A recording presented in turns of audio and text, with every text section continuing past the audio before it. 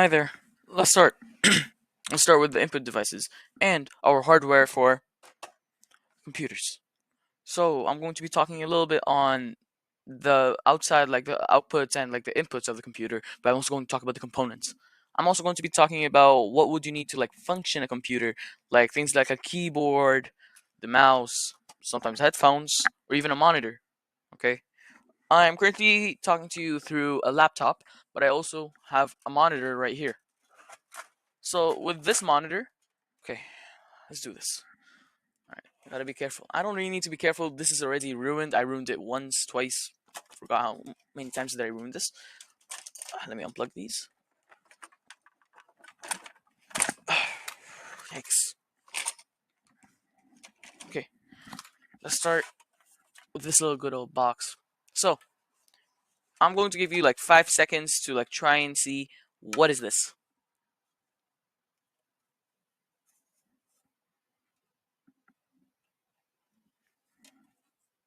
Okay, if you couldn't guess by now, this is the power supply.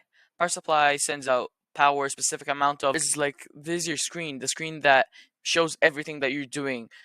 Text, images, videos, apps. It's like the visual window in your system.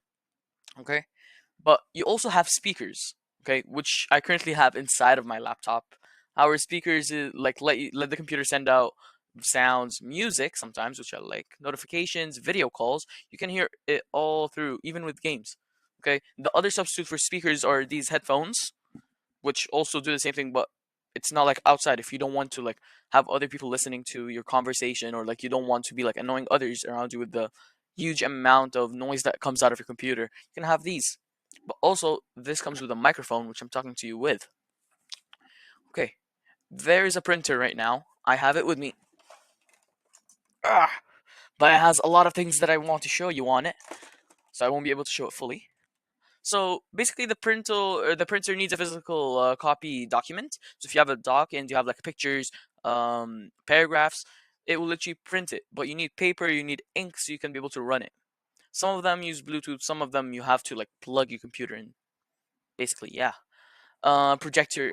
You don't really need a projector to like function with the computer. But if you're like sending out a lesson to others, face to face, yes, you would need a projector, because in our class we need a projector to show like the whole classroom. There's like 30 people that need to see. Webcam. So what you're looking at right now? Oh, you can't really look. You're looking at me, and I'm looking at you through a webcam. So if I'm talking, I'm not talking to anyone. I'm basically just talking to a webcam, a camera that is in my laptop. Okay. A webcam like captures live video. It's perfect for video calls, online classes, or making content like vlogs. A specific amount of watts into your PC. Okay, and each one of those can tell you, if you read the description, tell you how many watts it can actually send in. Okay. Um, if I show you my motherboard, which is completely fried right now, because I have been doing lots of dumb things with this. So each motherboard and each component can handle a specific amount of watts. So you need to be able to pick the specific battery that your PC can handle. Okay, so you start like this. These are your inputs, where you input your like what can I say, you input your mouse cord, your keyboard cord. This is where you put everything, so you can have your monitor work, your printer work, your keyboard, your mouse. You need this. You can see those USB inputs, HDMI inputs. Okay. Ooh, all right. So this is the power supply. Whew. Let's start. So I'm going to start showing you currently the RAM. So to take out the RAM, you see those two clips? Clip on this side and clip on the other side? You have to press on them a little hard so you can take them out. Let me do that right now. Yep. And it just pops out. Okay. So this, I think, from what I'm guessing right now, this might be a 8 GB RAM each, and there's 4 slots. Okay. I have a 16 GB RAM slide back in the other room, but I won't bring it right now. So these two are 8, which add up to 16. I have two other 16s and two other 8s. So if I brought two 16s and two 8s, that would be let's not do math. I mean 48 gigabytes. But I don't think that I should do that. Okay, let me just make you look at the RAM. This is the RAM.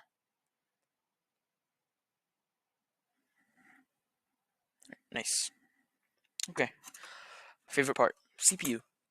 Okay. Oh yeah, before I start, RAM stands for Random Access Memory. It's basically a memory storage, something like that. It can handle like a bit of memory. It's like you randomly access it, something like that. Yeah. But also, let me tell you what does CPU stand for. CPU stands for Central Processing Unit. Yeah. Thanks to Mr. Layden, I know my technology. Okay. Let me put the camera down. All right. Let's start this. So to take this out, you push this down and out. Flips out. Nice. This, I hate when I have thermal paste on my hands. Okay, gotta be careful with this. Whew. Okay, this is the CPU. That smithering that you have on it is the thermal paste. It helps you like have your CPU cool so it doesn't heat up. When it heats up, if you're like playing a game or if you're just being normal, it will like lag out your PC. Let's look at the back. These are all pins. These are our like gold-plated pins. You gotta be very, very careful. One bent pill, one bent pin, your whole CPU is ruined. Same with here. These are all pins. Make sure that yeah, not a single one of them is bent, but it's good to have like your CPU pins are not bent, even though if the whole thing is like ruined.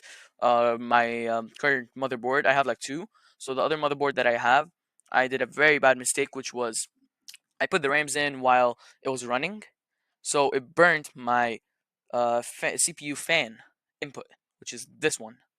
I had my fan plugged in. It started to send out smoke. So I'm just like, okay, I've tried it. So you have to unplug it, and that's done for your motherboard. Okay, let's put this back carefully. I'm terrified. Okay, let's put it back on and click. That's in. All right. So this is the motherboard. Oh, and you might be wondering, what are these slots for? We know that these four are for RAM. What is this? Let me show you. This is our next part. Oh my god, this is very pointy. Okay. Let's put the camera up. Nice to see you again. Alright. This is my beat up, horrible, non functioning cooling system graphics card. Look, this handled a lot. And I mean a lot. I just put it inside of my PC. And I have to put an office fan inside of my PC since the cooling system doesn't work. I'm missing a fan currently. And this fan barely even works. It's good. It will do the job. What else? This is a 1090. This is 1090 GPU. I mean, graphics card. Okay. I'm not going to show you how to plug it in.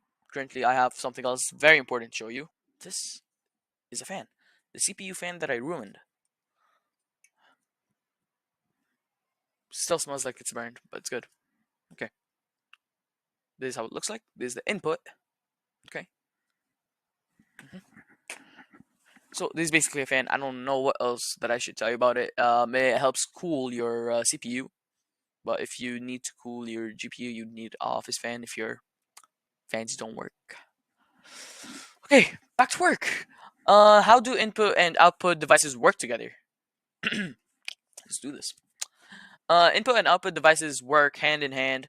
For example, when you type on a keyboard, which if I type right now, it might end the video. Um, when you type on the keyboard, that's input. You see words appear on the screen. The screen, that's the output. So think of it like this: you're sending a message from your keyboard to your CPU, which processes it, then sends it out. So your input is your message. Then you have processing. On the CPU, I mean, processing is like the CPU, central processing unit. Output, you have your screen. Your screen is your output. Okay, same thing with mouse. Okay, your mouse. Click input. Processed out on this screen. That's up. That's output. Same with the webcam. What I'm doing right now in front of you, that's called input. I'm inputting like an image, a live video into the central processing unit. It outputs that video image and it puts it on your screen. Okay. Um. Let's see. The teamwork it makes on. Let's not talk about that. Why is it important to know the difference between output and input? So why should you care about input and output devices?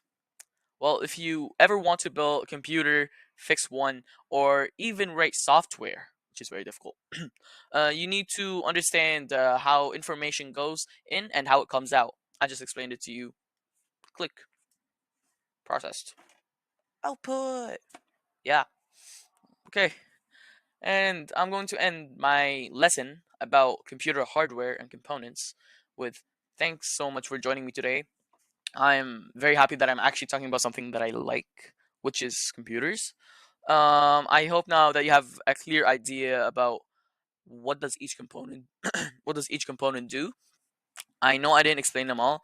I gave you the basics, which can help you like know what does your computer have.